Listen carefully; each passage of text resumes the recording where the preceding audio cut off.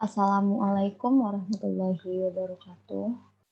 Perkenalkan, saya Putri Anggraini dengan NIM 2004213 dari jurusan Ilmu Administrasi Negara akan menjelaskan tentang materi pengembangan sumber daya manusia pada mata kuliah Manajemen Sumber Daya Manusia Sektor Publik yang diampu oleh Bapak Iip Permana.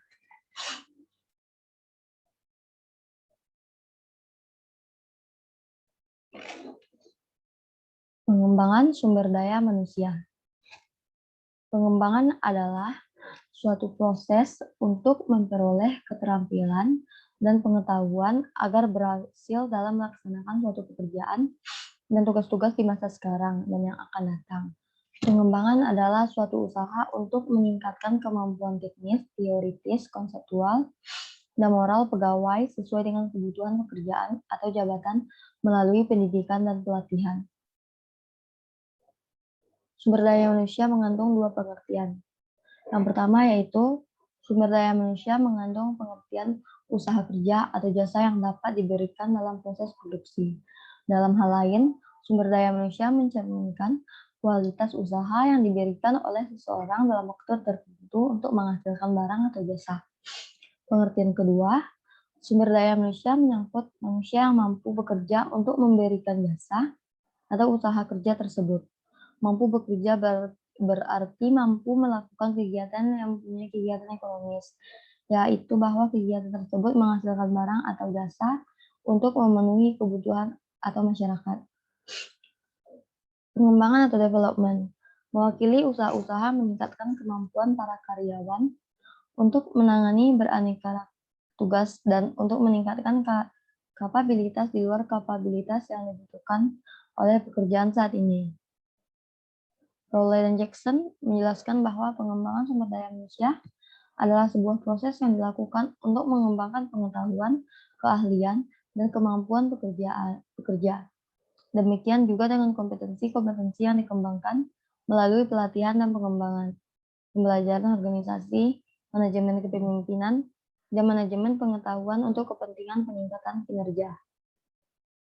Produktivitas kerja. Setiap organisasi selalu berusaha agar pegawai bisa berprestasi dalam bentuk memberikan produktivitas kerja yang maksimal. Produktivitas kerja bagi suatu organisasi sangatlah penting sebagai alat pengukur keberhasilan dalam pencapaian tujuan. Produktivitas kerja bukan hanya ditujukan untuk mendapatkan hasil kerja sebanyak-banyaknya, melainkan kualitas produktivitas juga penting diperhatikan. Secara umum, produktivitas adalah ukuran efisiensi produktif suatu perbandingan antara hasil keluaran dan masuk atau output input. Produktivitas adalah hubungan kerja antara jumlah produk yang dihasilkan dengan jumlah sumber daya yang diperlukan untuk menghasilkan produk tersebut, atau dengan rumusan umum yang lebih rasio antara kebutuhan dan pengorbanan yang diberikan.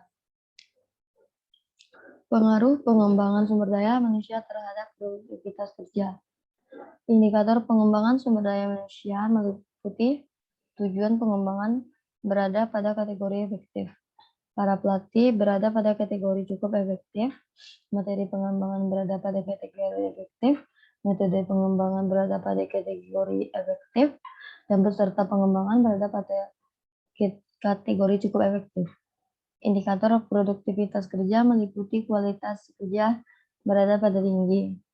Kuantitas berada pada kategori tinggi, disiplin kerja berada pada kategori sedang, dan kerja lembur berada pada kategori sedang.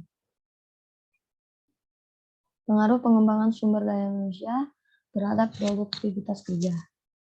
Tujuan pengembangan sumber daya manusia adalah untuk menciptakan pegawai yang memiliki kinerja yang baik dengan cara meningkatkan kemampuan mereka untuk dapat berkinerja lebih baik.